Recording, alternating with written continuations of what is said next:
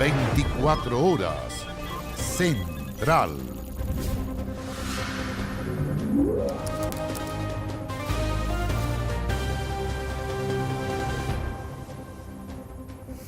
Muy buenas noches, bienvenidos, bienvenidas a las noticias en este lunes 25 de julio, día del regreso a clases. Con arresto domiciliario total quedó este joven con overol blanco de 17 años. Es estudiante del Instituto Nacional y es investigado por lanzar una bomba Molotov contra carabineros. Una imagen que se replicó en distintos liceos emblemáticos de Santiago, donde la violencia estuvo presente en el regreso a clases. El primer día de clases terminó de manera abrupta en el Liceo Barros Borgoño de Santiago. La misma escena, pero más temprano, en el Instituto Nacional, era el regreso de los estudiantes luego de 3 semanas de vacaciones de invierno. Bastante indignante a mi parecer, lamentablemente yo creo que varios estudiantes querían tener una jornada normal de clases. Hay un grupo de personas a la cual no intenta ayudar, solamente hace desastre y quiere dejar al colegio mal parado. Cuando recién llevaban 1 hora de clases, un grupo de al menos 20 encapuchados y con overoles levantó barricadas para luego lanzar bombas Molotov contra carabineros y locatarios. Se vio cosas que no se veían, que afectaron efectivamente algunos locales comerciales que están dentro de la calle Arturo Prat frente al ingreso al instituto. Nos afecta al final. Nadie viene a preguntarnos cómo estamos, mira, son una pyme, que no podemos ayudarlo. Pasa, sigue pasando. Esta persona tiene 17 años, cursa 4º medio en el Instituto Nacional. Se encontraba vestido de overol blanco lanzando bombas Molotov contra la policía. Según el balance de carabineros, fue el único detenido en toda la jornada. No podemos permitir que un grupo acotado genere tanta violencia y empañe una vuelta a clases que ha recibido mejoras de infraestructura en nuestros distintos establecimientos educacionales. Es por eso que tomaremos las acciones legales correspondientes y que vamos a perseverar en el diálogo con todos aquellos que quieran fortalecer la educación pública. Según cifras de carabineros, en lo que va del año, 12 personas han sido detenidas vistiendo overoles, todos ellos protagonizando desórdenes. La estrategia policial apunta a controlar este tipo de incidentes para garantizar la seguridad de toda la comunidad educativa. Invitamos a los equipos directivos a aplicar todas las sanciones que estén registradas, ¿no es cierto?, en el manual de convivencia escolar o el reglamento interno. Estas sanciones pueden perfectamente terminar incluso con la expulsión de un estudiante. Son hechos respecto a lo cual el Ministerio del Interior ha tomado la decisión siempre de querellarse y esperamos, por lo tanto, que no se produzca la impunidad. Además del Instituto Nacional y el Barros Borgoño, también hubo incidentes en el INBA y el Liceo de Aplicación. Las clases fueron interrumpidas, pero luego se reanudaron. El gobierno no ampara la violencia. La violencia no es el camino para mejorar la sociedad. Me parece que eso cada vez más gente lo tiene claro. Por lo tanto, quienes insistan en esa vía se equivocan. Estudiantes del Instituto Nacional sacaron con golpes de pies a supuestos alumnos que estaban provocando desórdenes. Según dijeron, serían de otros establecimientos. Mientras tanto, hubo comerciantes que debieron cerrar sus cortinas para proteger negocios y su propia integridad física. Cuando empiezan a quemar, que ya vemos que están sacando las basuras, que están buscando por allá, por acá, nosotros agarramos y cerramos la puerta y trabajamos a puertas cerradas y así estamos un rato hasta que llega Carabineros y los pone bajo control. Pues. Nosotros estamos pendientes y si vemos que la cosa se está poniendo fea, entonces cerramos, ponemos los candados y nos vamos para allá. El estudiante detenido del Instituto Nacional fue formalizado por lanzamiento de bombas incendiarias y quedó con arresto domiciliario total. Ahora el establecimiento evalúa las sanciones a tomar contra el alumno. Y justamente este tipo de situaciones apuntan en sentido contrario a la apuesta del Ministerio de Educación para este segundo semestre, que es la presencialidad plena, total. El alto ausentismo escolar del primer semestre ha profundizado la brecha de aprendizajes ya generada en pandemia. Todavía no salía el sol, pero la fila ya era larga. Bien abrigados regresaron los estudiantes luego de 3 semanas de vacaciones de invierno. Me gustó a mí en lo personal porque igual es como pasó una etapa de harto frío. Tuvimos lluvias de por medio, yo creo que fue buena. Junto con los fríos que hubieron, no se hubiese exacerbado las posibilidades de contagio, así que estaba bien. Extrañaba el colegio, sí, para estudiar, para aprender. Eso sí, en el retorno el ánimo no era igual para todos. Más o menos. ¿Echaban de menos el colegio? No mucho.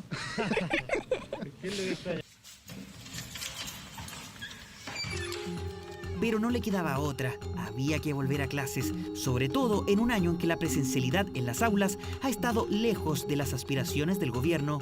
De hecho, el primer semestre cerró con solo un 68% de asistencia de los escolares, una baja sostenida de 9 puntos porcentuales desde abril. Los estudios reportan unos altos niveles de agudización de las brechas que ya teníamos se han ido agudizando a propósito de esta desigualdad de oportunidades de experiencias de aprendizaje durante la pandemia. En la última encuesta nacional de monitoreo educacional en pandemia, elaborado por las universidades de Chile y Católica, el 82% de los directores y directoras de establecimientos afirman que los niveles de lectura y escritura están peores que en 2019. Es una habilidad que se puede desarrollar más bien transversalmente en la escuela, por lo tanto si se ve afectada, si hay retraso lector, retraso en la comprensión, no solo se va a manifestar en tu capacidad o rendimiento en la asignatura de lenguaje y comunicación, sino que transversalmente en todas las asignaturas del currículum.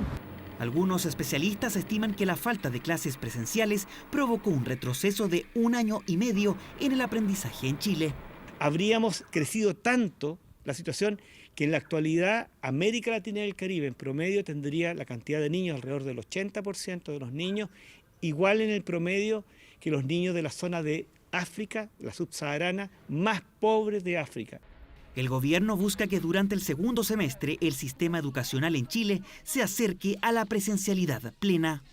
Tenemos importantes brechas que resolver, especialmente en el ámbito del clima escolar, el bienestar, ¿no es cierto?, socioemocional. Todas las acciones que nosotros queremos impulsar este segundo semestre tienen relación con esta presencialidad plena y parte de ello implica usar todos los tiempos escolares y eso es la jornada escolar completa. Tarea para los próximos meses, especialmente cuando en el horizonte hay otro receso escolar por fiestas patrias. Desafíos curriculares, pero también pedagógicos para disminuir el rezago en el aprendizaje de muchos estudiantes del país. El presidente Gabriel Boric confirmó que durante agosto el gobierno presentará su esperada reforma al sistema de pensiones. El destino del 6% de cotización adicional con cargo al empleador asoma como el principal nudo crítico de la discusión. Comenzó la cuenta regresiva para la presentación de la reforma a las pensiones del gobierno. De forma extraordinaria hasta el Comité Político de la Moneda llegó la ministra del Trabajo, instancia donde entregó al presidente Boric el resultado de los diálogos sociales con las opiniones de la ciudadanía respecto a los eventuales cambios al sistema. Hemos estado trabajando para presentar nuestro proyecto y llegar al mes de agosto. Agosto será un mes clave para las pensiones. Así también lo ratificó el presidente Boric en medio de un intenso debate respecto hacia dónde irá el 6% de cotización adicional con cargo al empleador que contempla la reforma. Pero lo que le puedo asegurar a todos los chilenos y chilenas que nos están escuchando es que el actual sistema previsional, que claramente no da el ancho y en donde la mayoría de los chilenos y chilenas no tienen pensiones dignas, va a cambiar. Y va a cambiar para mejor. Y ustedes van a tener mejores pensiones, pensiones que reflejen el aporte que han hecho a esta sociedad. El destino del futuro 6% de cotización será la madre de todas las batallas en el Congreso. En la oposición esperan que el gobierno destine parte del nuevo ahorro a cuentas individuales de los trabajadores. Pero no hagamos solidaridad con la clase media, que son los que están en el sistema de AFP, y no le quitemos a los chilenos el fruto de su trabajo. Estamos muy lejos de la propuesta del gobierno. Creemos que hay que compartir ese aporte previsional extraordinario, en un 3% para capitalización individual y un 3% para solidaridad intra e intergeneracional. Y para avanzar con la reforma previsional en el Congreso, cada voto cuenta. En la DC apoyan la solidaridad, pero piden libertad para elegir administrador.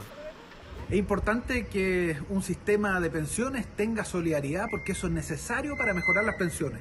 Si va a ser 6% menos, lo vamos a discutir en el Parlamento. Pero de la misma forma es importante que haya un componente individual y que ese sea de libre elección. Fondos de pensiones que por estos días sufren por la volatilidad de los mercados. La baja en el dólar producto de la intervención del Banco Central golpeó de lleno a los fondos más riesgosos del sistema.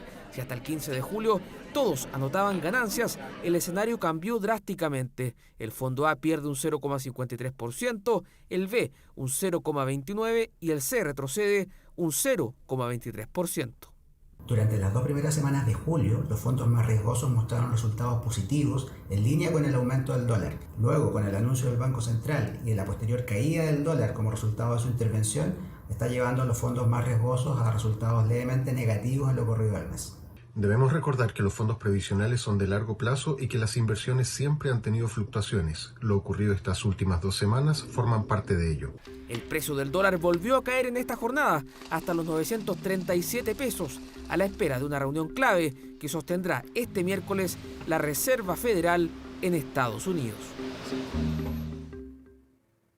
Terminadas las vacaciones de invierno, muchos están mirando el 18 de septiembre, las fiestas patrias. Bueno, el gobierno finalmente anunció que enviará un proyecto para que el próximo 16 de septiembre, que es viernes, sea feriado y así se pueda extender las fiestas patrias de este año a 4 días. ¿Cómo fue acogido el anuncio? Veamos.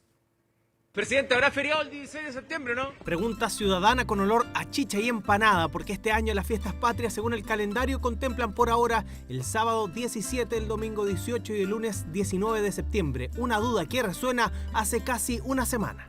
Se vienen cositas, Frase que de inmediato trajo acordes cuequeros, los que se escucharon en la vocería, porque el baile para el gobierno debería extenderse un día más en las próximas fiestas patrias. Sí vamos a respaldar el 16 de septiembre como feriado. Prontamente vamos a ingresar el proyecto. Consideramos que es una iniciativa que cuenta no solamente con el respaldo del Congreso, sino que también con la ciudadanía. Feliz está la gente al saber que su voz la escuchó su presidente. Celebración del autor del proyecto de resolución que fue aprobado la semana pasada en el Congreso con 108 votos de respaldo que, sin ser vinculante, se convirtió en la base de la decisión que hoy genera debate ciudadano. Lo ideal sería el 16, porque así la gente aprovecha de salir, de relajarse. Lo que le hace falta a Chile es más trabajo, no menos trabajo. Sería bueno para la gente porque podría disfrutar un día más de vacaciones. Disfrutar en familia, distraernos un rato, compartir. Mientras más día haya, más se negocia, más se trabaja. Ya. Para mí no me sirve. Me gustaría que fuera irrenunciable, pero igual los feriados que son así, uno le pagan un poquito más, entonces conviene. ¿Será irrenunciable o no? Pregunta que solo tendrá respuesta cuando el proyecto que ahora promoverá el gobierno ingrese al Poder Legislativo. Un anuncio que llega a 53 días de la esperada fecha. Cambio que solo se verá reflejado en el calendario si es que el Congreso aprueba la iniciativa. Ojalá que ingresen pronto ese proyecto de ley y le vamos a dar la prioridad y la celeridad que requiere.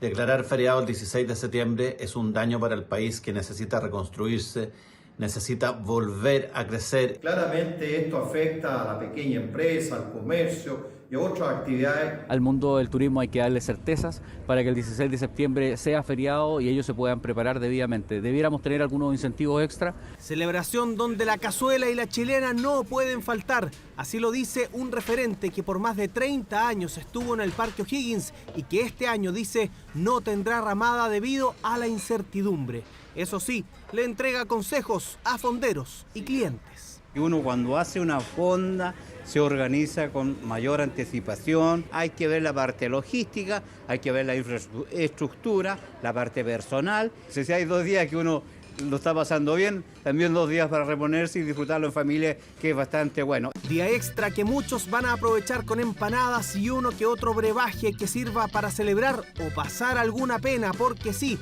expertos advierten que el feriado tendrá un costo económico importante, mientras otros proyectan un problema en la fecha escogida.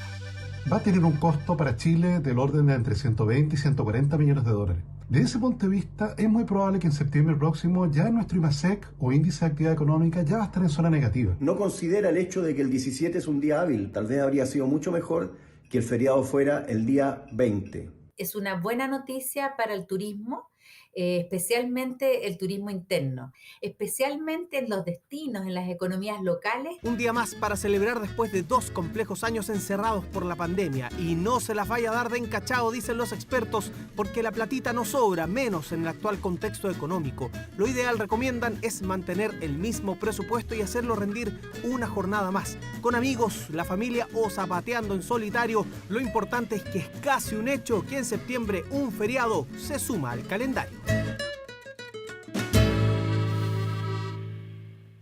Y lo siguiente afecta directamente a una conocida fondera.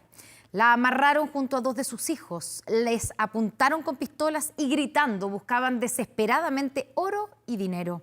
Fue el violento asalto que sufrió la fondera conocida como la Gran Diosa Bertita en su casa de San Joaquín. Los delincuentes se llevaron 3 autos y especies avaluadas en 100 millones de pesos. De una patada rompieron la puerta y lo revolvieron todo. 6 delincuentes, pasada las 9 de la noche del domingo, con pistolas y mucha violencia, ingresaron a la casa de la conocida fondera La Gran Diosa Bertita, en busca, según ellos, de un jugoso botín. Y me dijo, tranquila Bertita, si yo quiero la plata de la fonda y quiero las joyas. Y yo le digo, mi hijo, yo no tengo ni plata de fonda ni tengo joyas. Muy violento, todos con pistolas.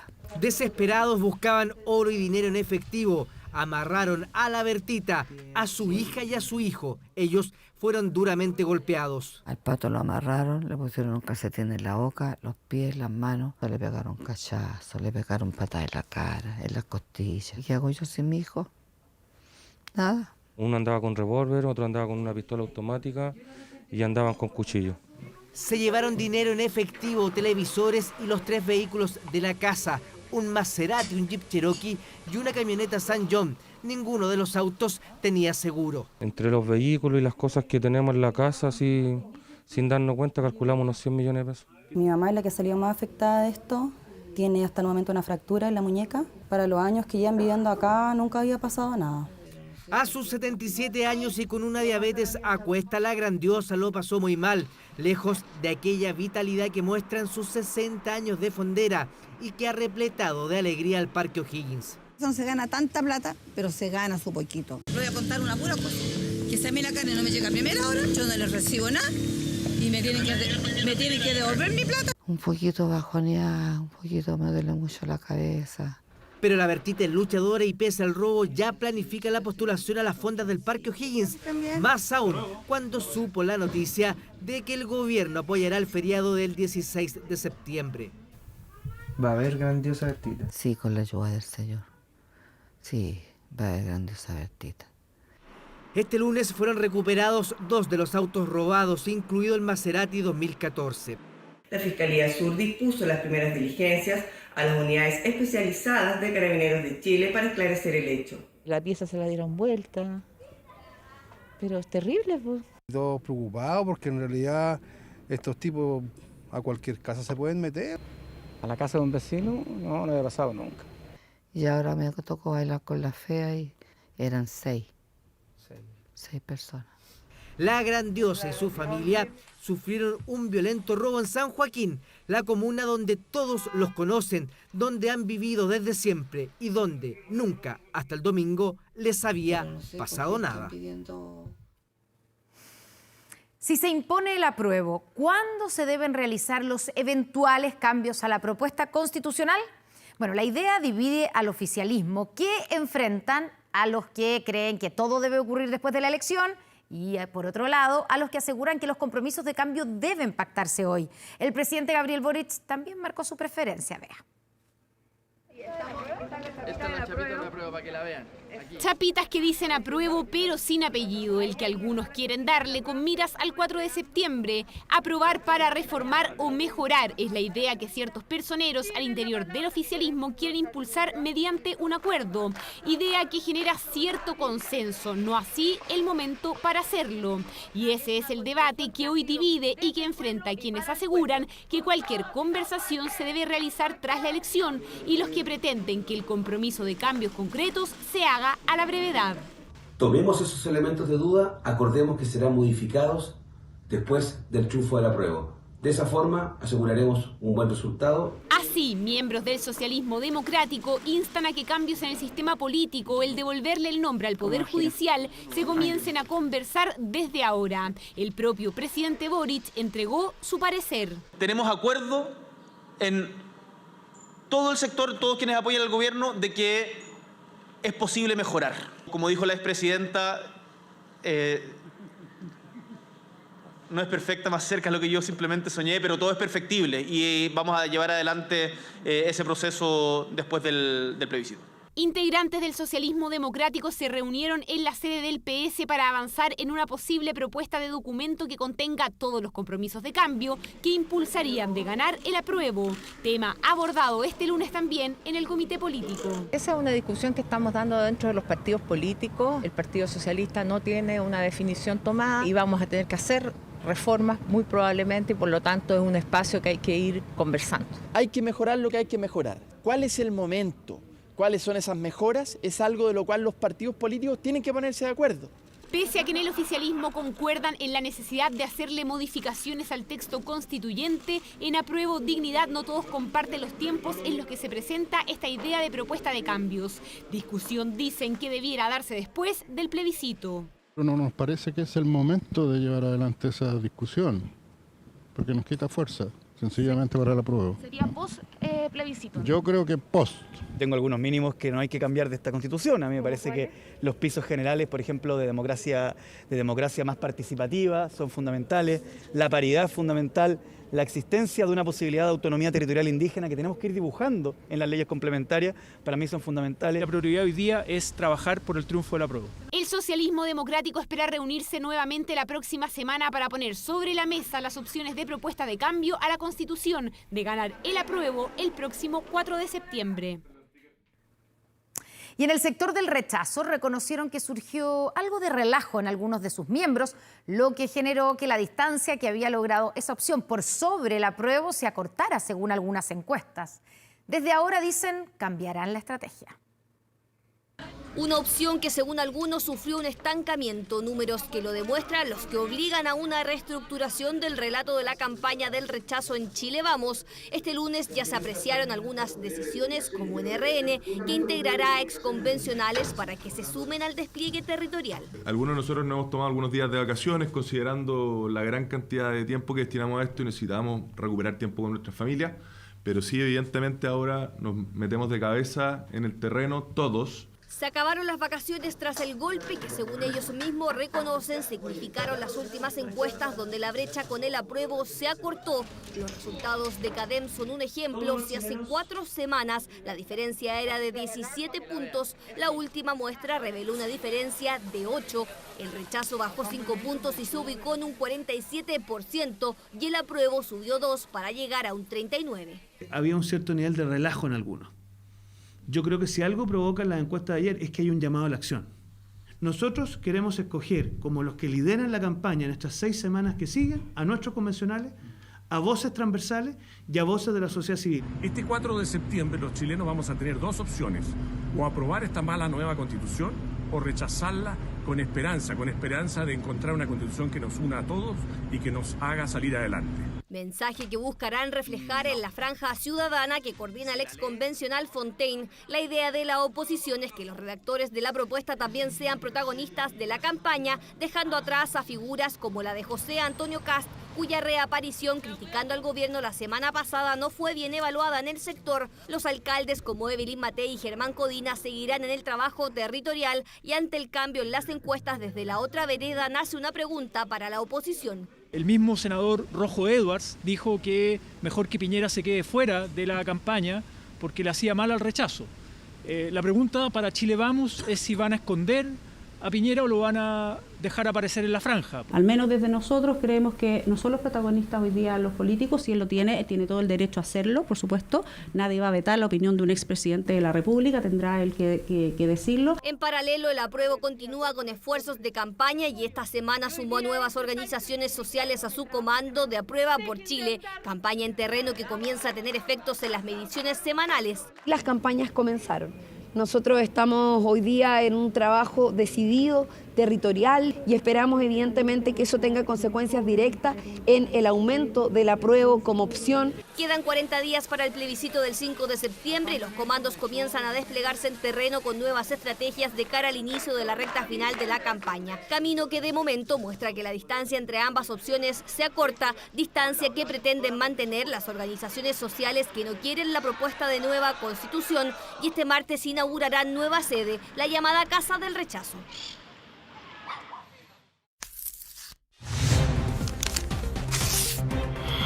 Camino al plebiscito. Ciudadanos que podrían proponer o derogar leyes. Vamos a hablar hoy de los mecanismos de democracia directa que están aquí en la propuesta constitucional. ¿De qué se trata? Valentina Reyes nos cuenta todo y más. Valentina, ¿cómo estás? Buenas noches. ¿Cómo estás, Constanza? Buenas noches. Estamos acostumbradas a votar y elegir representantes, ¿no? Esa es la democracia representativa. Elegimos un presidente, alcalde, gobernadoras, gobernadores.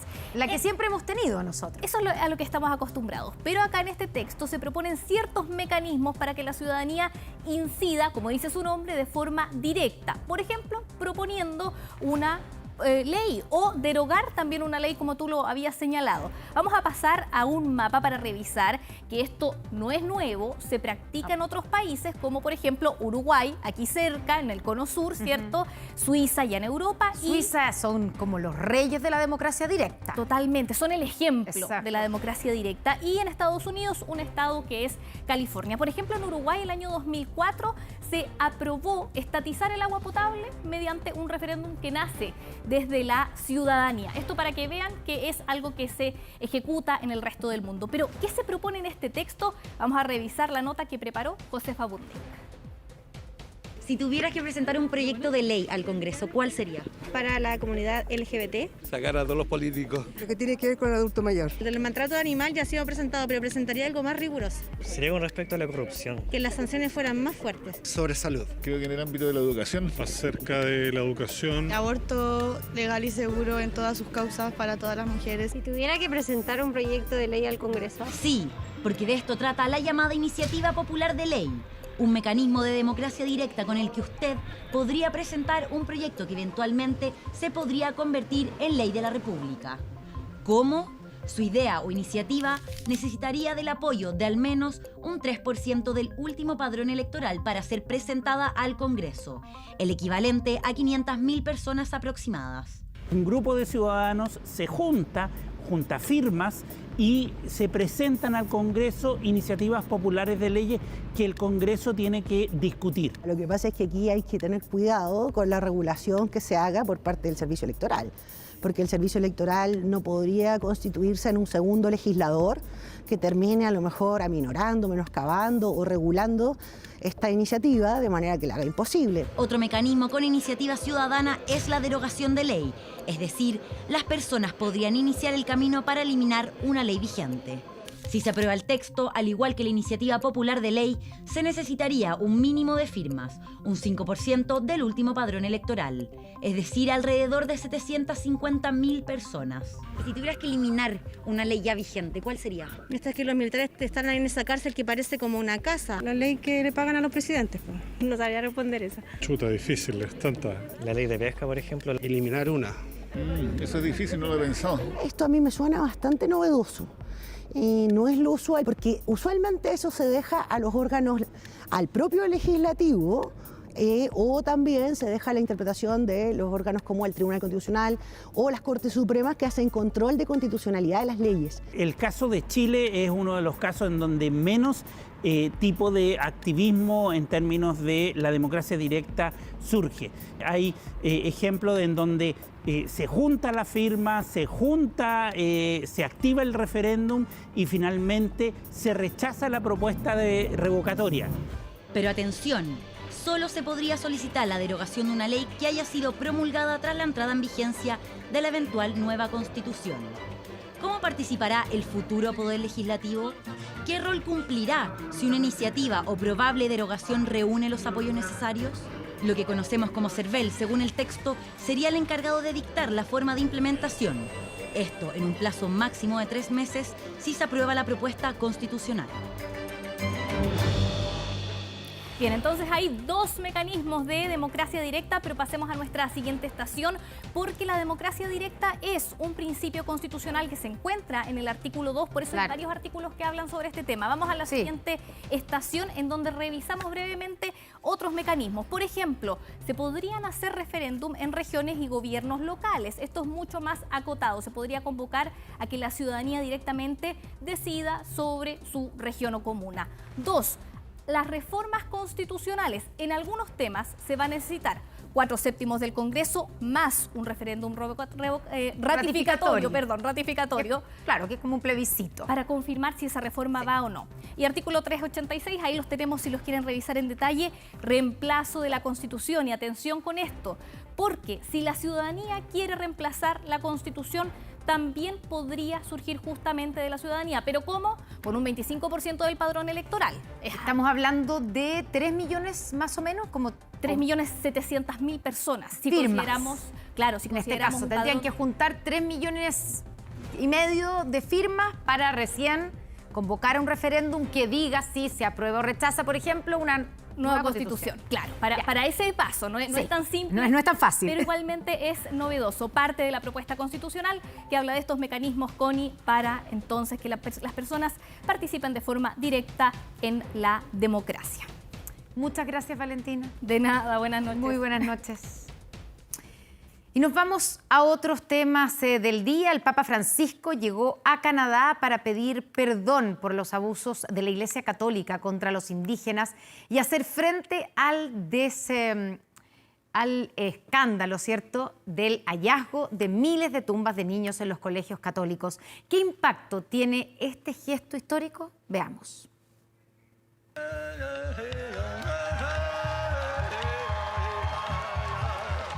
Creo que se trata del espíritu del perdón católico y de la búsqueda del perdón.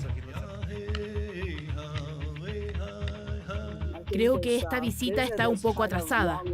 Debería haber sucedido hace muchos años. Sentimientos encontrados entre los fieles católicos y los líderes de los pueblos originarios frente a la visita del Papa Francisco.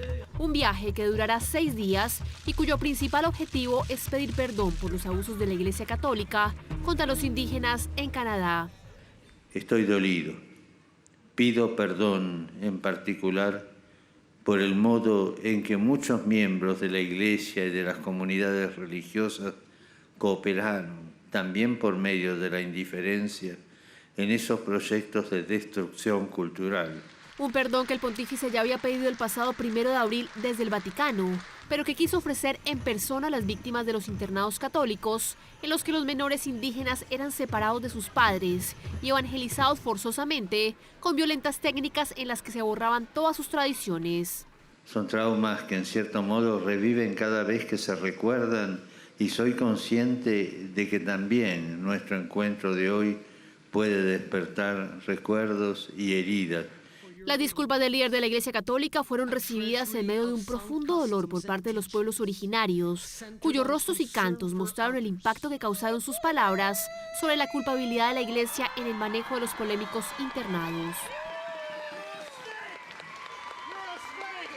La idea de estos niños muriendo lejos de casa, enterrados en una tumba que tenía una pequeña cruz de madera, pero sin que sus padres supieran que habían muerto. La única forma en que se enteraban era si su hijo no regresaba a casa al final del verano. Y es que se trata de una práctica que se extendió desde 1883 hasta hace menos de 30 años y que afectó durante todo ese tiempo al menos 150.000 niños que vivían en una red de 139 centros financiados por el gobierno, en los que fueron víctimas de todo tipo de abusos, desde delitos sexuales hasta racismo y violencia física.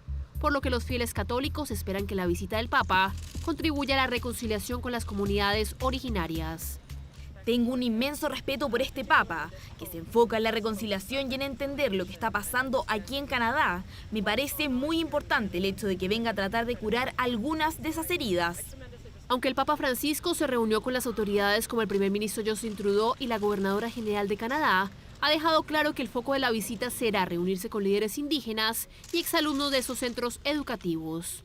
Según expertos, más de 6.000 niños fallecieron mientras estaban al cuidado de sacerdotes en estos internados, Un escándalo que el año pasado causó indignación en Canadá, en donde varias iglesias fueron incendiadas en señal de protesta. Una ira que el pontífice espera poder apaciguar tras siglos de abuso por parte de la institución que representa y que ha tratado de transformar desde su llegada al Vaticano hace casi una década.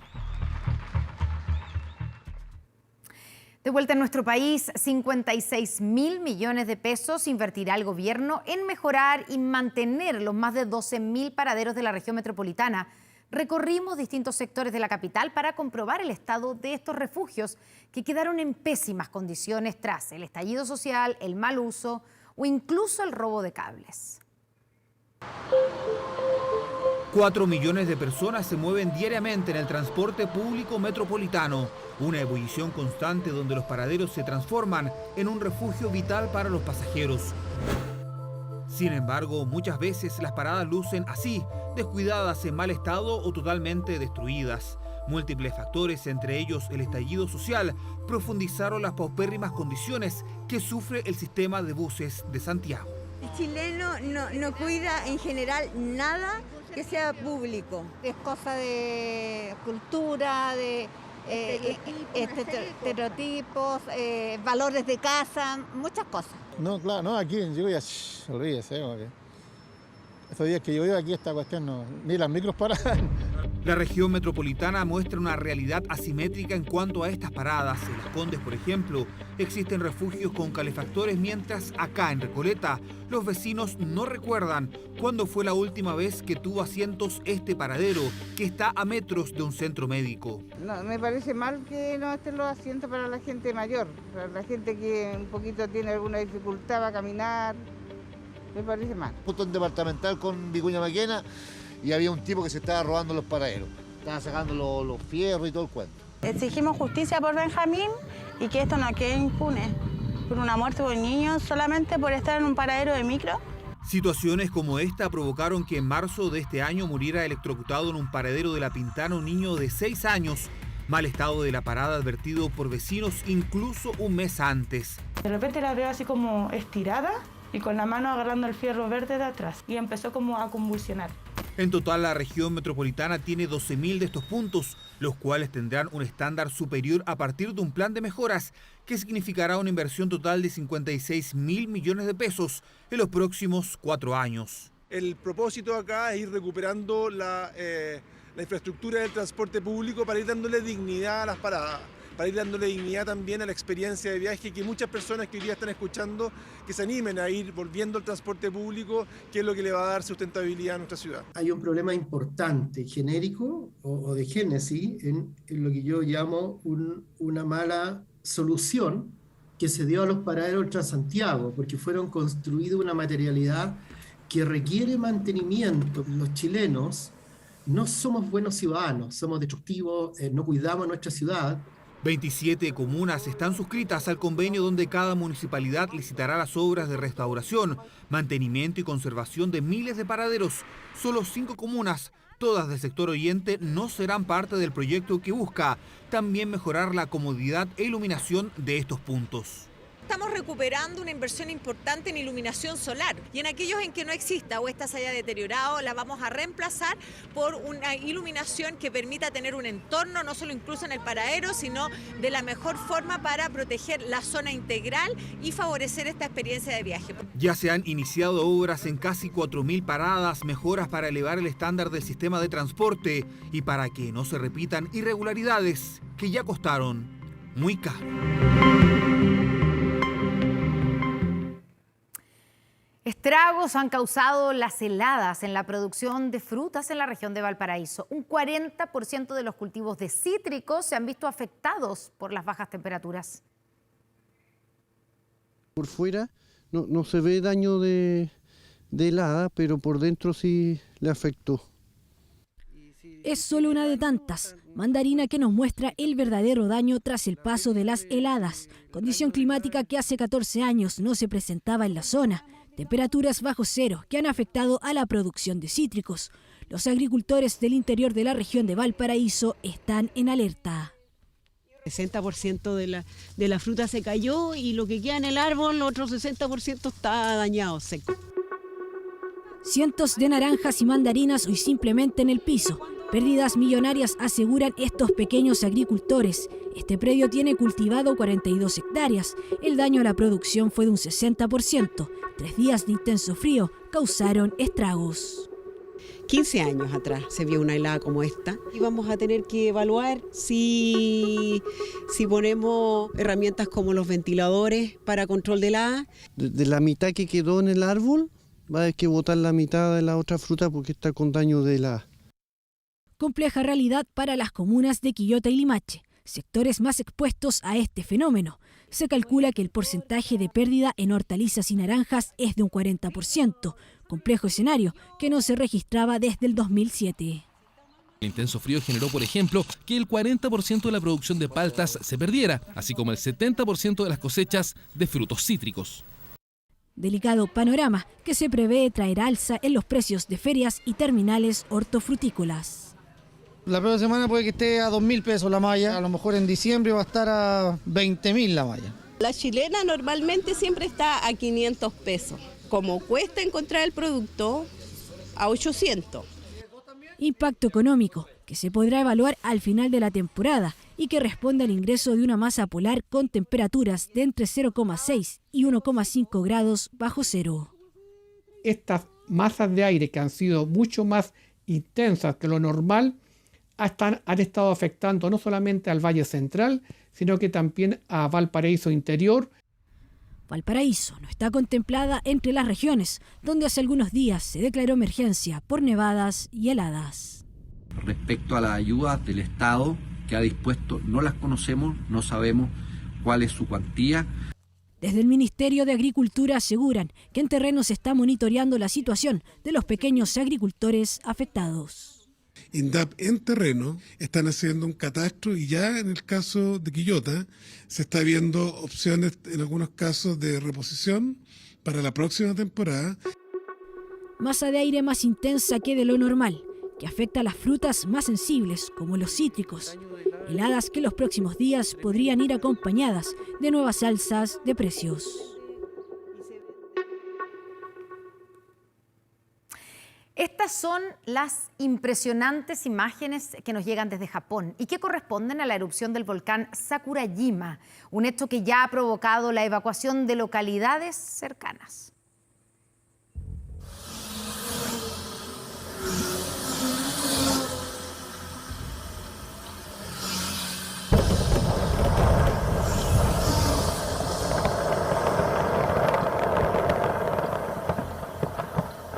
Una imagen que tiene a Japón en extrema alerta, porque todas las alarmas se encendieron en torno a una nueva erupción del volcán Sakurajima, ubicado en la isla de Kyushu en el extremo sur del país. Tenía miedo, no podía ver nada porque estaba oscuro. Me alegro de que el barco partiera a salvo. Como ellas, son decenas las personas que tuvieron que dejar sus hogares producto de la inmensa nube de humo, porque la emergencia provocó que la Agencia Meteorológica de Japón decretara, por primera vez en relación con este volcán, alerta nivel 5, que corresponde a la máxima y obliga a la gente a evacuar.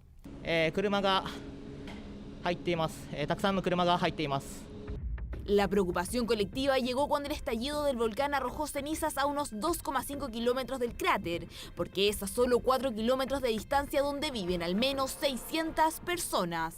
Este volcán, el Sakurajima, es uno de los que presenta mayor actividad y en las últimas es una actividad sismo-vulcanológica constante y con manifestaciones superficiales cada cierta cantidad de años. Y aquí siempre los volcanes pueden tomar dos caminos, por lo cual los dos caminos probables es que esta actividad cese por un lado o que se incremente. Porque precisamente hace al menos una semana el volcán ya estaba entregando señales de lo que podía ocurrir. El registro corresponde al encuentro entre Kagoshima United y Sagamihara, de la tercera división japonesa, momento en el que se divisa la erupción del volcán, aunque ello no obstaculizó el partido. En este caso se trata de un volcán con sistema de subducción, el mismo que tienen los volcanes en nuestro país. Provoca las mayores sismicidad en el mundo y la mayor actividad volcanológica del mundo, por lo cual son las zonas que tienen los eventos sísmicos más grandes, más frecuentes, las regiones que tienen mayor número de sismos. Y es que Chile y Japón se encuentran en el llamado Cinturón de Fuego del Pacífico, zona conocida por su alto nivel sísmico y de erupciones volcánicas. Resulta que en todo el borde del Pacífico, en este cinturón, es donde ocurren, donde se alojan los límites de placa más complejos y los más destructivos, y con mayor actividad, es donde hay mayor subducción, mayor movimiento, mayor liberación de energía, en la zona más activa del planeta, donde concentra el 90% de la actividad vulcanológica y sísmica del mundo. Un hecho que alarma a la población japonesa, que desde 2016 tiene prohibido acercarse al Sakurajima debido a su alta actividad volcánica. De vuelta en nuestro país con una información lamentable. La Fiscalía de Valparaíso investiga la muerte de una lactante de 8 meses al interior de una residencia para madres adolescentes ubicado en el Cerro Los Placeres. Fue al interior de esta casa de acogida para madres adolescentes que ocurrió la tragedia. Cerro Los Placeres en Valparaíso, madrugada del domingo, y el deceso de una lactante de solo 8 meses golpeaba a esta comunidad de mujeres, sin rasgos aparentes de participación de terceros. La madre de la menor se encontraba dando pecho a su hija, oportunidad en la cual ésta sale de la habitación. Al regresar, se percata que el lactante se encuentra entre la cama y un ropero ubicada en la dependencia. A partir de ese momento se efectuó un llamado al 131 para trasladar a la guagua hasta el hospital Carlos Van Buren, labores de reanimación que lamentablemente no fueron suficientes. Donde constatan su deceso. Esta brigada de homicidios se encuentra a la espera de la necropsia correspondiente por parte del servicio médico legal. Se ordenó a la Policía de Investigaciones, a la brigada de homicidios, que tomara el procedimiento a fin de establecer las causas de dicho fallecimiento. La guagua vivía junto a su madre al interior de una residencia administrada por el Patronato Sagrados Corazones, organismo colaborador del servicio Mejor Niñez. Desde la institución encargada de velar por el bienestar de niños, niñas y adolescentes bajo el cuidado del Estado, presentaron una denuncia en Fiscalía para esclarecer lo ocurrido. A través de un comunicado aseguraron: la nueva ley del servicio contempla procedimientos de supervisión y fiscalización junto a la asistencia técnica a la residencia. Además, anunciaron que, junto con poner a disposición todos los antecedentes del caso, nuestros equipos profesionales están trabajando en dar contención a la madre, a sus cercanos y a las adolescentes de la residencia. Triste deceso que enluta a una joven madre porteña. Investigación que sigue en curso por parte del Ministerio Público y la Policía de Investigaciones a la espera de la autopsia de rigor. Y tras 2 años y múltiples postergaciones, un tribunal de Concepción escuchó los alegatos de apertura del juicio por tráfico y lavado de activos que involucra entre sus 19 acusados al exactivista de la CAM, Emilio Berkov. Saltó a la luz pública como uno de los líderes de la coordinadora Arauco Mayeco. Fuera Luxic, fuera Mate, fuera Angelini, el territorio mapuche. En esa calidad, fue su primera condena por infracción a la ley de armas. Cumplió la mitad de la pena y recibió el beneficio de la libertad condicional en octubre de 2017. ¡Policía! ¡La mano! Pero fue en plena pandemia, cuando fue detenido muy, pero muy lejos de Arauco. En el primero de 2 operativos que terminaron por desbaratar una red de tráfico que transportaba marihuana desde Iquique al Gran Concepción, en medio de la pandemia. ¿Relación con reclamos de autonomía territorial o cultural del pueblo mapuche? Ninguna. En los alegatos de apertura, el Ministerio Público dejó claro que el ex activista ni siquiera era el líder de la red, solo participaba en la cobertura de los traslados, burlando además las medidas restrictivas del COVID-19 con pases de movilidad ideológicamente falsos. Es parte también del argumento de su defensa. Dinámica en que se realiza el viaje entre cuarentenas regionales y que sean casi más de 900 kilos de droga. La verdad es que Emilio Berkov es uno más de los acusados. Don Emilio Berkov y los demás imputados que defiendo fueron encontrados en una camioneta a 794 kilómetros, a 11 horas de distancia del lugar en donde se produjo una incautación de droga. El gobierno en 2020 presentó querella. En su acusación agregaron como agravante el delinquir en circunstancias especiales para el país. De conmoción popular u otra calamidad o desgracia. En el particular, debido a que al mes de junio y agosto del año 2020, nuestro país se encontraba en el pic de la pandemia. Berkov ha sido mencionado en acciones de la CAM por su huelga de hambre pidiendo el traslado desde la cárcel de Concepción al Centro de Estudio y Trabajo de Cañete, un recinto de mínima seguridad. Al inicio de este juicio, se quejó del protocolo de cuarentena de Gendarmería. Incluso es atentatorio a nuestros derechos humanos. Los invitaría a que vean las condiciones en que se encuentran las celdas del módulo de cuarentena, que son sin televisión, con los baños inocupables.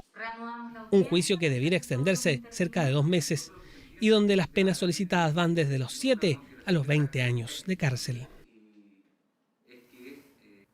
Los malos olores y las complicaciones de salud se han vuelto una constante en Puerto Varas. Todo esto tras la emanación de gases y líquidos contaminantes desde un relleno sanitario que ha duplicado su capacidad en los últimos meses. Son 179 hectáreas las que conforman el relleno sanitario La Laja en Puerto Varas, un recinto que está destinado al manejo de residuos sólidos domiciliarios de 9 comunas del sur del país y que recibe a diario hasta 600 toneladas, un hecho que en el último tiempo ha traído más de una complicación a las comunidades aledañas. Todos los días, sobre todo cuando está nublado o hay viento norte, acá pero es realmente molesto el olor. Las piezas, los dormitorios se pasan, la casa en general se pasa ese olor. Y pucha, es molesto. Muchas veces uno se coloca hasta mascarilla para dormir en la noche. Los vecinos acusan despreocupación de la administración de este vertedero, que hoy los tiene buscando fórmulas para evitar los malos olores. En el caso de Arturo, tapa con frazadas todos los rincones donde se puede filtrar la fetidez. Y es que esta situación ha traído incluso problemas de salud. La viste ahí en la cabeza. Produce mucho dolor de cabeza el olor, produce mareo incluso, porque no, que de hecho al estar toda la noche aspirando ese olor al vertedero, uno se levanta con dolores de cabeza, muchas veces con náuseas de querer devolver. Un hecho que también se ha traspasado a los animales que presentan síntomas parecidos, además de la contaminación que estaría sufriendo el medio ambiente. Los esteros están absolutamente contaminados con el fondo cubierto de fango, es un estero muerto. Murieron las truchas, los camarones, las pancoras, todos los caracoles, no hay nada. De hecho, este recinto atrajo a los llamados buitres negros, una especie reconocida por ser carroñera. Los jotes son súper invasivos, o sea, esos llegan, la vaca está pariendo y le están comiendo el poto viva, digamos, ¿ya? Es así de simple. Y de hecho nosotros los reclamos que pusimos fue por eso, después nos empezó a llegar este tema de los olores que les contaban antes, pero al comienzo era problema con las aves, güey. Toda esta problemática ya cuenta con más de 50 denuncias, principalmente entre abril y mayo de este año. Esto llevó a que la Superintendencia de Medio Ambiente tomara cartas en el asunto, fiscalizaron la zona y comprobaron los inconvenientes, una baja captación de gases y afloramiento de líquidos generado por los residuos, que se mezclan con aguas lluvias. Las medidas ordenadas tienen relación con catastrar las zonas donde estaría emigrando el biogás a la atmósfera y generar acciones para mejorar su captura y su quema. Catastrar los afloramientos del lixiviado y eliminarlo. Monitorear el agua que ingresa al wetland y las aguas que salen previo a su descarga. Una serie de medidas que fueron solicitadas al municipio de Puerto Varas, encargado de la administración de este relleno sanitario. La superintendencia le dio un plazo de 15 días hábiles para adoptarlas. Un trabajo que el actual alcalde asegura ya está realizando desde hace meses. Tenemos que dar cuenta de todas las medidas que estamos implementando como nueva administración para responder y hacernos cargo de esos 2 grandes pasivos ambientales. Mejoras que mantienen expectante a los vecinos del lugar, que aseguran cada vez se hace más difícil tanto para ellos como para los animales vivir en medio de la contaminación, lo que además refleja el aumento explosivo de nuevos habitantes que llegaron a la zona. Cantaba hip hop y en sus letras criticaba al gobierno militar de su país.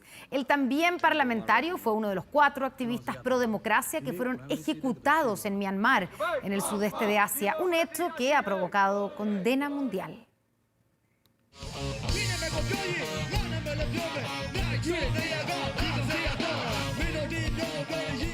Las imágenes muestran a Fillo Seyatau, quien fuera un artista de hip hop, reconocido por sus letras criticando a la junta militar que gobierna Myanmar, el país del sudeste asiático donde en 2012 se convirtió en parlamentario de la Liga Nacional por la Democracia.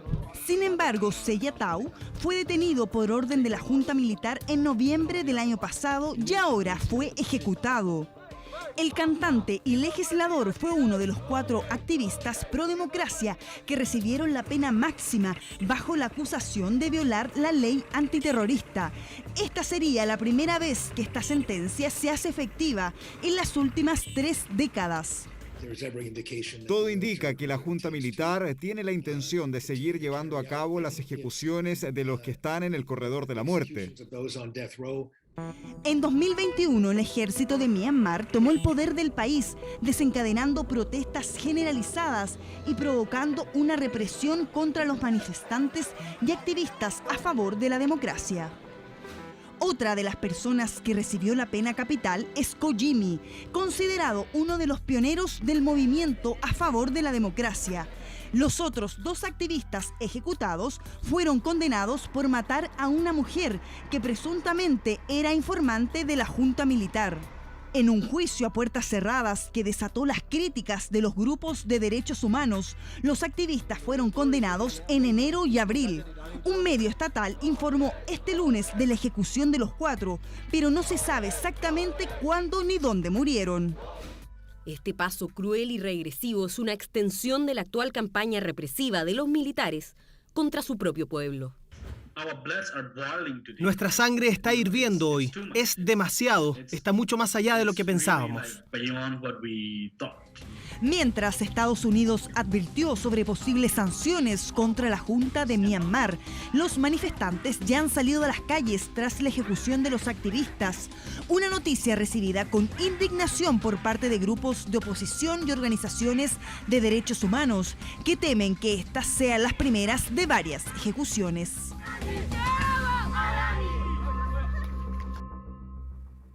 Y aquí en nuestro país, Atacama se ha convertido en un polo mundial de investigación paleontológica. Ahí se concretó el hallazgo del ave prehistórica más grande del mundo y se descubrió un yacimiento de dragones voladores. ¿Cuál es la razón? Lo conocemos en el informe de Jorge Hans.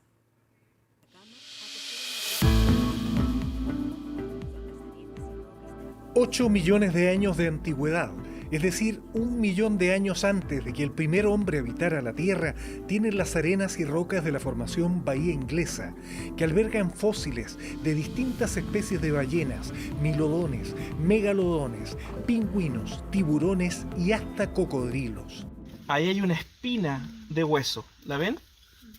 Ahí hay un caracol, espina, vértebra, y ahí hay un diente de tiburón chiquitito roto. En este parque paleontológico de Caldera uno puede caminar sobre cientos de miles de restos fosilizados de animales marinos que por alguna razón quedaron amontonados y semidestruidos en este lugar hace cientos de miles de años.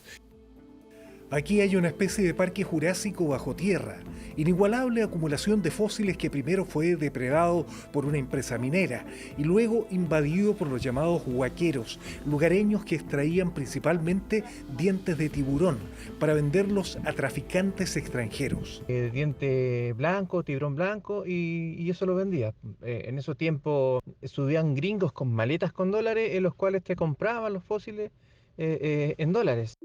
En esta zona se encontró el esqueleto del que se conoce como el ave más grande del mundo, una especie de pelícano gigante, que primero fue vendido a un traficante y luego a un coleccionista alemán, que quiso certificar con un museo lo que tenía entre manos.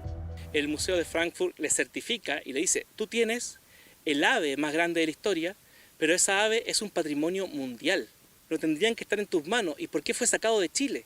Justamente en la exposición de dinosaurios que se abrió la semana pasada en Copiapó hay una réplica exacta del Pelagornis chilensis, hasta ahora el ave prehistórica más grande del mundo. El original de este espécimen fue devuelto a Chile por la Universidad de Frankfurt de Alemania y se exhibe en el Museo de Historia Natural de Santiago.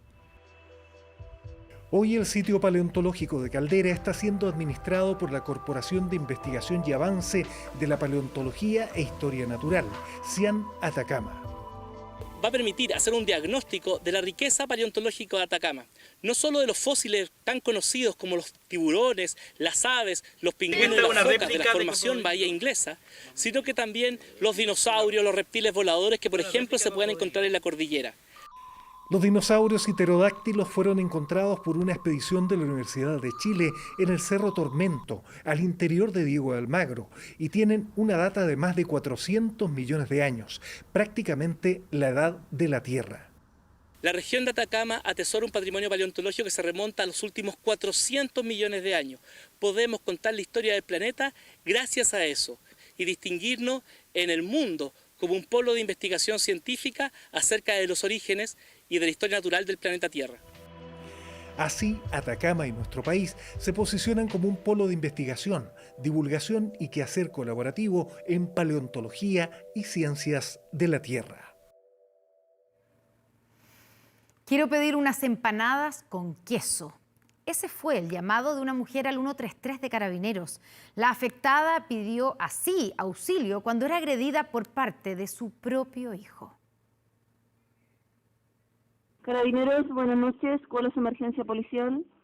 Hola, buenas noches. Estoy llamando porque quiero pedir una empanada con queso.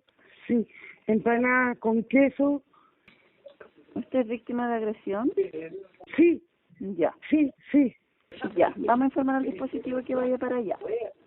Sí, por favor, porque no alcancé a comer y vengo recién llegando de un... Ya, no se preocupe, Carabineros va para allá. Es parte del llamado de auxilio de una mujer que estaba siendo víctima de agresiones, un llamado distinto a los que suelen ingresar a la Central de Comunicaciones de Carabineros, pero que esta funcionaria policial al otro lado de la línea supo detectar. Solicitaba empanadas de queso. A través de su voz quebrantada y agitada, me percato de que se trataría de una violencia intrafamiliar. El agresor, el propio hijo de la mujer, un hombre de 32 años con antecedentes por agresiones, fue formalizado y detenido por violencia intrafamiliar. Personal de esta CENCO procede al despacho de personal de Carabineros al lugar, logrando en primera instancia prestar auxilio a la víctima mediante la constatación de lesiones y luego logra ubicar a una persona que había momentos antes agredido a esta mujer. Un delito que, según las estadísticas, va en aumento. En tiempo de pandemia aumentaron en un porcentaje elevadísimo las denuncias, lo más probable que sea respecto al encierro, al tema de estar todos en la misma casa. En 2020 hubo 158.670 denuncias por violencia intrafamiliar en el país. En 2021 estas aumentaron a más de 182.000, pero en lo que va de este año ya se registra un 20% más. De la forma que sea, tienen que denunciar, nosotros como funcionarios las vamos a atender. No solo la violencia física es una manifestación de la violencia, aquella mujer que a lo mejor está recibiendo una amenaza, recibe una humillación, un insulto por parte de una pareja o de algún familiar, ya es constitutivo de una situación de violencia. Una respuesta oportuna, como en este caso, puede hacer la diferencia y evitar trágicas consecuencias. Un llamado de auxilio simulando un pedido de delivery y que permitió activar un rápido procedimiento policial, tal como ya había ocurrido en otras regiones del país. Faltan segundos para las 10 de la noche. Les recordamos que a partir de esta hora, Televisión Nacional de Chile está autorizada para transmitir programas para mayores, de 18 años.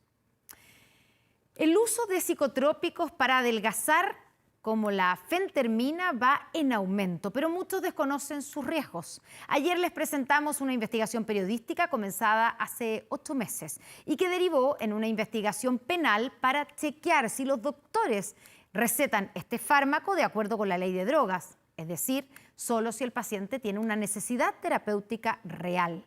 Tuvimos acceso a un nuevo ranking donde quedan en evidencia los médicos que más talonarios de receta solicitan al año para prescribir este y otros medicamentos de uso restringido.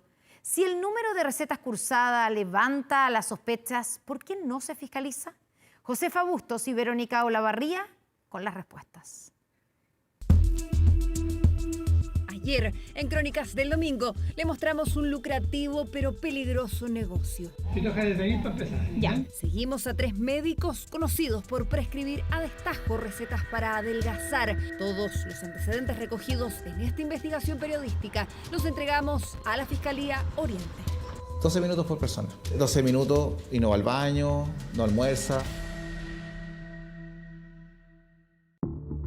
Hay que tener mucho ojo con los médicos inescrupulosos, con el mercado negro que en este momento está corriendo mucho la fentermina. Según el ISP, el consumo de fentermina ha crecido explosivamente. Mientras en el 2017 se vendieron más de 980.000 unidades, entre enero y octubre de 2021, esta cifra sube a 1.284.000. La fentermina se usa en tratamientos de obesidad, pero su consumo debe ser bajo estrictos protocolos. Es además un psicotrópico regulado por la ley de drogas y como tal, conseguirlo solo es posible con una receta cheque.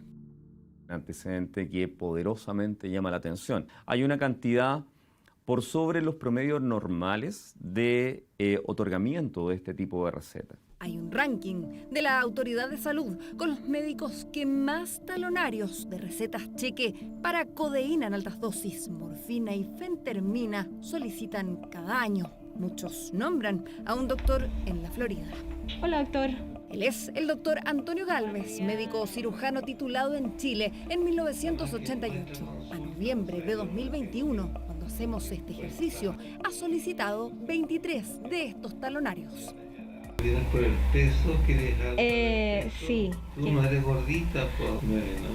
¿Y has tomado algo para el peso? Una vez tomé y me funcionó. Hay un dicho en medicina muy bueno.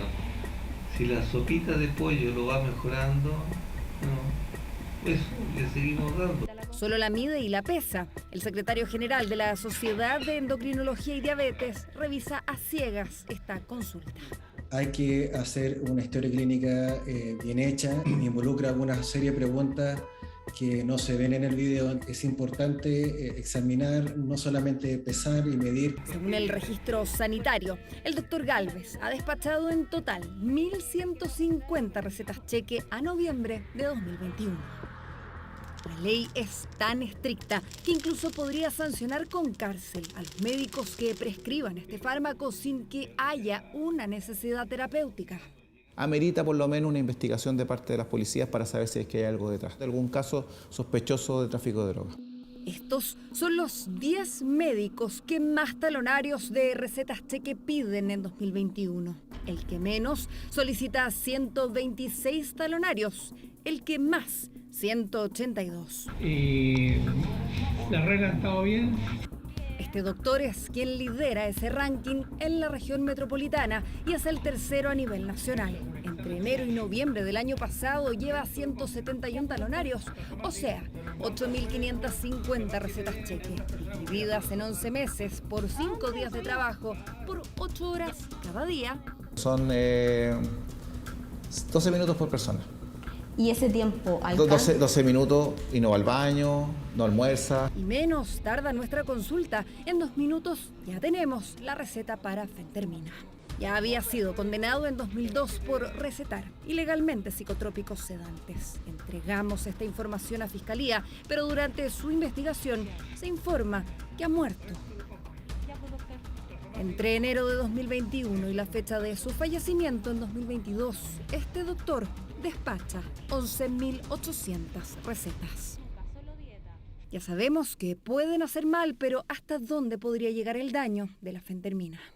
Si una persona lamentablemente desarrolla un derrame cerebral, la persona puede quedar con un daño permanente. Los pacientes que son bipolares y que al tomar fentermina pueden gatillar un episodio de hipomanía o manía. Ponerse mucho más irritables, más exaltados de ánimo, y también hemos visto cuadros psicóticos. Durante nuestra investigación también realizamos en noviembre un tercer ejercicio periodístico, la consulta del doctor Neil Piñeres, donde nos recibe su secretaria. Vamos a hacerte la gente que es la que más, sí, la que más piden.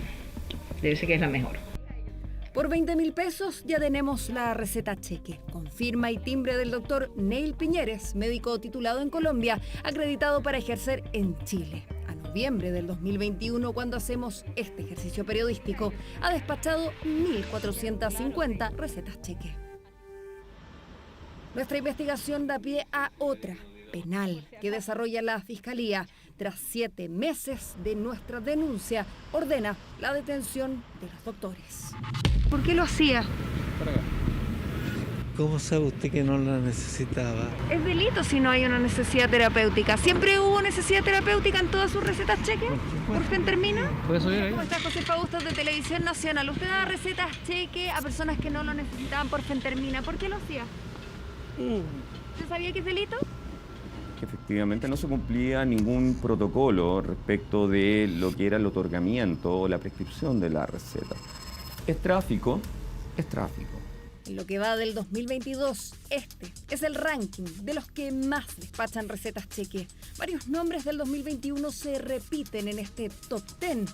Algunos ya alcanzan los 100 talonarios, es decir, 5.000 prescripciones cada uno. El problema, nada les impide sacar incluso más. No hay un límite de talonarios por médico, pese a lo riesgoso que es tomar estos medicamentos sin supervisión. A nosotros como ICEPESTO nos preocupa desde el punto de vista del mal uso de los medicamentos. Los medicamentos son sustancias, ¿cierto?, que por sí no son inocuas y siempre pueden tener algún inconveniente en algunas personas, y por lo tanto el uso racional de los mismos es sumamente importante. Si la autoridad sanitaria dispone de este ranking con los que más dan estas recetas cheque, ¿por qué no se toman medidas? Si no tenemos denuncias, obviamente es difícil de ir a fiscalizar. Al día de hoy, la cantidad de talonarios de recetas cheque que solicitan los médicos ¿ha sido una razón para que Seremi de Salud inicie investigaciones de oficio?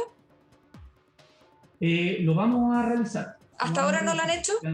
Hasta ahora no se ha realizado, pero sí lo tenemos dentro de nuestros planes. Nos gustaría y solicitamos una vez más que los colegios profesionales, el colegio médico recupere la tuición ética, que es la única forma a través de la cual pudiésemos sancionar este tipo de actitudes que vulneran la salud de los pacientes.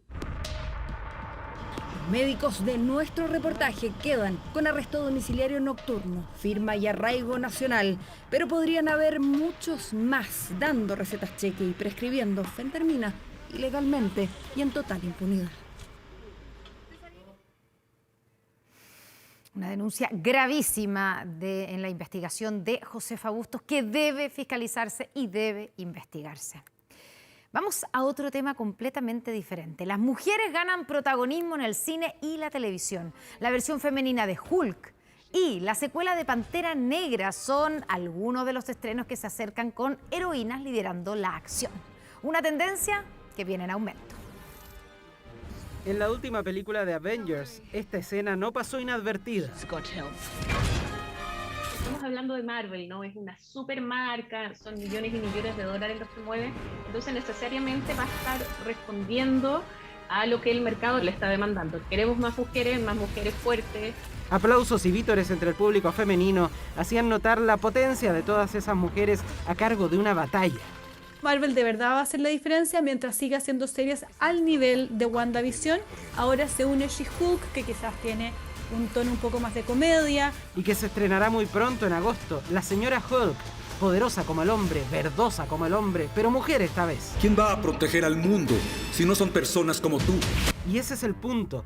Eso de las personas como tú durante décadas excluyó a las mujeres o las mantuvo siempre como una alternativa secundaria y especial dentro de una normalidad heroica representada por hombres. Tus transformaciones se detonan por la ira y el miedo. Esas son como la base de toda mujer que existe y ya. Empoderamiento femenino, realce de la mujer en el rol que verdaderamente merece. Lo que ha demorado siglos, y de hecho seguimos en el proceso, Marvel lo hizo en sus películas en casi 15 años, aunque pudo tal vez demorarse algo menos.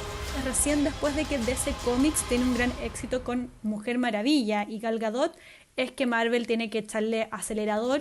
Es así que el camino fue largo y partió tímidamente en 2008. La película es Iron Man. No podría ser más masculino ese título, El Hombre de Acero. Pero ahí estaba Virginia Pepperpotts, nada más que asistente del heroico Tony Stark, algo que con el correr de una década mutaría hasta ponerla en el importante sitio como superheroína y pareja que hoy detenta. Yo creo que eso también tiene que ver con que sean mujeres también las que estén contando, escribiendo y dirigiendo esas historias.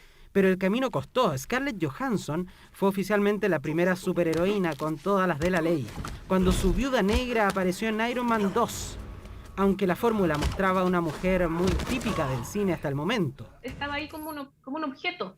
Pero el personaje fue tomando aún más fuerza y liderando un camino para las superheroínas que no se detendría. Estoy a la mitad de un interrogatorio. Esta bestia está dándome lo que quiero.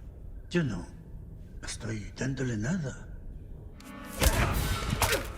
Y la vida real pondría a Marvel, de hecho, frente a una decisión crucial tras el sorpresivo fallecimiento en 2020 y con apenas 43 años de Chadwick Boseman, el actor que interpretaba a Black Panther. El ejército, ¿no?, de Pantera Negra son mujeres y funciona súper bien.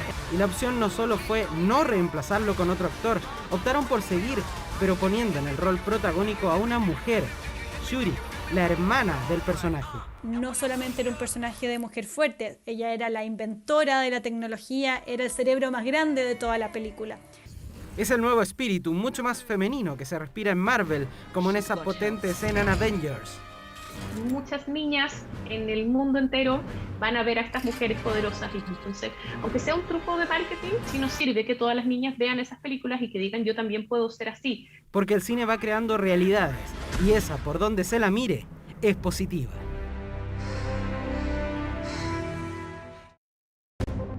Ya volvemos con 24 horas Central. 24 horas Deportes. Tomar una resolución favorable para la realización del evento deportivo superclásico el día domingo 31. Domingo a la 1:30 de la tarde se juega en Talca el superclásico del fútbol chileno. Partido dispar en lo futbolístico, Colo-Colo arriba con 36 puntos, la U abajo con 22. Pero para el superclásico el protocolo es extenso. No hay banderazos, aforo de 7.000 espectadores. La U puede dormir en Talca, Colo-Colo en Curicó. En fin, podríamos seguir. Revisión de las autoridades durante la semana. A ver, ¿cómo esperamos el partido de siempre? Colo-Colo con la U. Inició una semana especial para Azules y Albos. El superclásico 192 del fútbol chileno comenzó a tomar color. Y como pasa desde hace un tiempo, con realidades opuestas.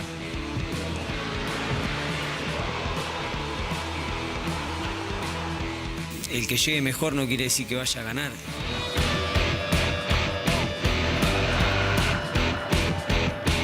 Pero los dos necesitamos ganar y sería lindo jugar un clásico con mucha gente. Colo-Colo exclusivo líder e invicto hace 10 fechas. La U, que viene de una derrota, no gana hace 3 jornadas y que además sufrió para encontrar estadio donde hacer de local ante el Cacique. Ranger es Talca y darle las posibilidades a estos grandes que lo único que hacen es venir a romper con sus barras, no lo encuentro lógico. Siempre queda la quema con las barras de estos dos equipos. Malo porque son barras que a donde van no respetan nada, hacen todo pedazo. La voz de los talquinos en un día de largas reuniones, las que terminaron con sonrisa para Azul Azul. Y en horas de esta jornada cerraron el acuerdo para utilizar el estadio fiscal. Se propone tanto por Carabineros y hoy día eso ya lo hemos acordado también con Azul Azul, un aforo máximo de 7.000 personas, público solo de local. De esta forma y tras extensas negociaciones se hizo oficial a la capital regional del Maule como la ciudad que recibirá el superclásico, encuentro que debería comenzar a eso de las 13:30 horas de este 31 de julio. Esta es una de las condiciones que nuevas el día de hoy, a través del informe de Carabineros, establecimiento de 176 guardias de seguridad privados. Y uno que sigue disconforme pese a la oficialización del encuentro es el alcalde de Talca. Y no se consideró nunca la voz de nuestros vecinos de la comunidad y de la autoridad local. El encuentro 192 entre Azules y Albos deja Santiago para ir a regiones. ¿Será allá donde el equipo de Diego López regresa a los triunfos? ¿O será Gustavo Quinteros y compañía quienes logren consolidar el liderato del torneo? Con estadio ratificado empieza una semana especial para ambas instituciones, la previa de lo que para muchos es el encuentro más importante del fútbol nacional. Qué fea historia es la que está viviendo Alexis Sánchez en el término de su relación con el Inter de Milán. La prensa italiana especula que primero el Inter no lo iba a inscribir para la Champions, para la Copa Europea, después que lo ha apartado del plantel, mientras que Alexis se pone firme en su posición. Quiere 8 millones de euros por la rescisión de contrato, tiene un año de vigencia todavía. Y hay clubes interesados, el Nápoles, el equipo de Maradona, entre otros. Sánchez apartado de Inter, nada de amistosos. Un nuevo capítulo de la teleserie de Alexis con Inter, otro día de incomodidades y de publicaciones. Ahora informaron que Sánchez está apartado del plantel nerazzurro, no juega amistosos ni pensar en que será inscrito para la Champions League. Todas señales para que Maravilla deje el club. Sánchez sigue excluido. El jugador chileno todavía siente que puede dar mucho a un top club que podría ser el Inter, como cualquier otro top club europeo. En Italia hablan de ofertas de España, de Medio Oriente, de Francia y Turquía. A todas el chileno le dijo no de manera rotunda. Sánchez sigue de lado, Alexis rechaza los petrodólares árabes de Al Nasser. El Inter lleva semanas negociando la operación salida de Sánchez, que pide 8 millones de euros por irse y el cuadro nerazzurro le ofrece 5 y hasta el momento no hay acuerdo. El problema fundamentalmente para Sánchez es lo que gana. Quizás una opción elegida desde el jugador mismo podría ser el Barcelona, pero en este momento ha llegado solo propuesta de equipos no de primera fase, no equipos top. El último cuadro que deambula en la órbita de Maravilla es el Olympique de Marsella, pero no hay caso. Alexis, mientras no llegue a acuerdo con Inter, no se moverá de Lombardía.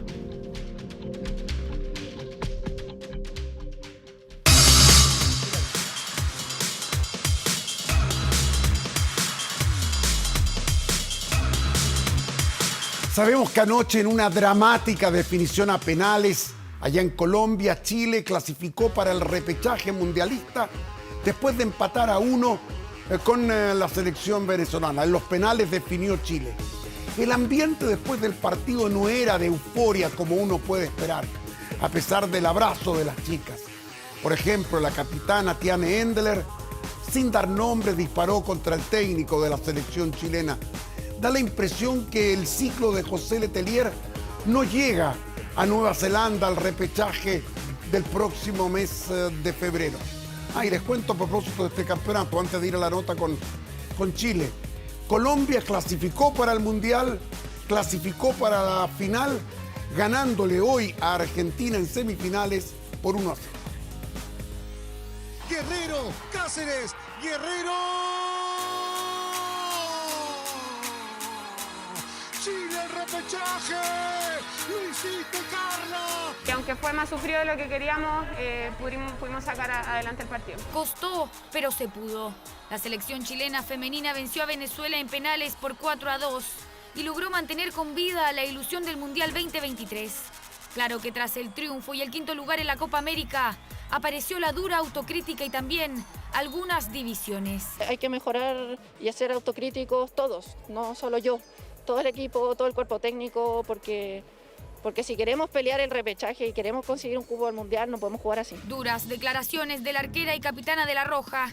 Sin dar nombres, los dardos de Endler parecían tener un solo objetivo: el técnico José Letelier. No es decisión del grupo si el entrenador sigue o no, eso es decisión de la NFP y ellos evaluarán los resultados que obtuvimos y sacarán conclusiones y verán si es que sí o no.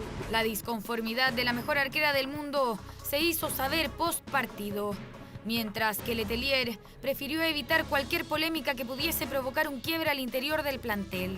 Si bien es cierto el objetivo inicial de clasificar directamente al Mundial aún no se cumple, pero tampoco quedamos fuera de esa opción.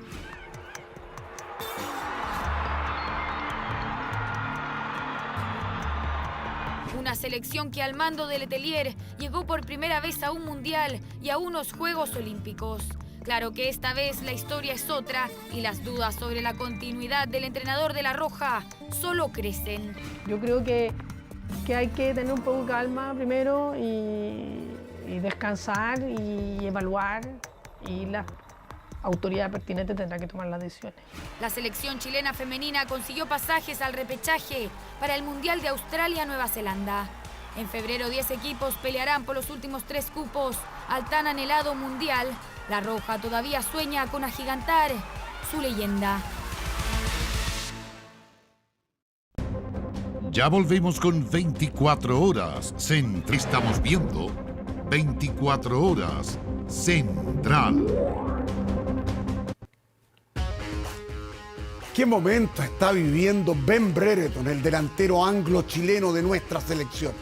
Fíjense ustedes que graba spots, avisos para la televisión internacional, lo quiere la Premier League, dicen que el West Ham está detrás de él, y la nota curiosa es que su técnico en el Blackburn Rovers dice que si Brereton firma por el equipo por 5 temporadas, él está dispuesto a servirle el desayuno hasta el último día de estos largos 5 años.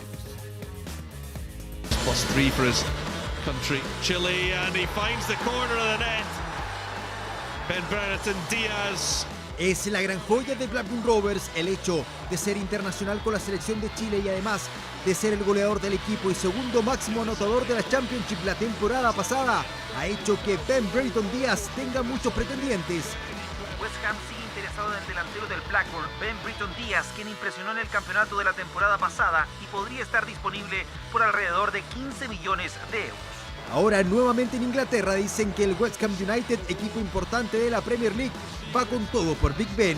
El delantero del Blackburn, Ben Brereton Díaz, es uno de los muchos jugadores que está mirando. De igual forma, el delantero internacional con Chile entra en su último año de contrato y el Blackburn tendrá que tomar una decisión y quieren 15 millones por él.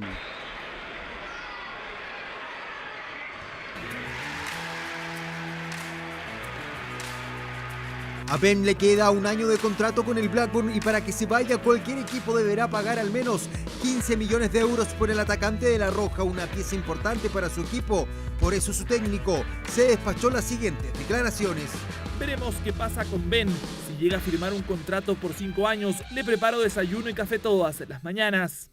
Hasta desayuno le ofrecen a Brereton Díaz para quedarse y firmar un contrato a largo plazo. Por el momento Big Ben sigue en la segunda división inglesa, pero eso puede cambiar en un abrir y cerrar de ojos. Con esta nota de Brereton terminamos el bloque deportivo. En un par de minutos, Connie Santamaría sigue con las noticias aquí en 24 horas. Buenas noches. Ya volvemos con 24 horas Central. 24horas.cl. El gobierno anunció que patrocinará el proyecto para declarar feriado el 16 de septiembre. Ingresa a 24horas.cl y conoce cuáles serán los días en que se celebrarán las fiestas patrias este año y cuántos corresponderán a feriados irrenunciables, cuando el comercio cerrará sus puertas de manera obligatoria.